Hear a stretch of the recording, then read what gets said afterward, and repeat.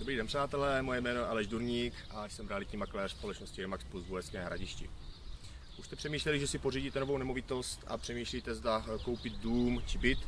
Ve skutečnosti je to tak, že 2/3 lidí by rádi bydleli v domě, ale z finančního hlediska pořizují byt.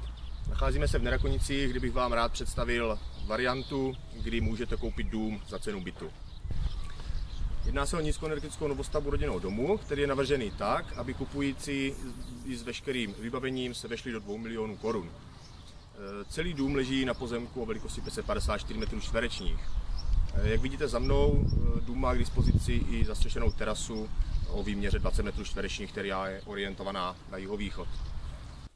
Jak vidíte, vevnitř je dům pořád ve fázi dodělání. Je to z toho důvodu, že když přijde kupující, můžou se eventuálně posunout místnosti dle jejich představ. Celou fázi dodělání samozřejmě zajišťuje nynější majitel. Jinak dům je o dispozici 3+ KK, užitné plochy 74,5 m². Je zde zavedeno podlahové vytápění, které je děleno do 6 nezávislých sekcí.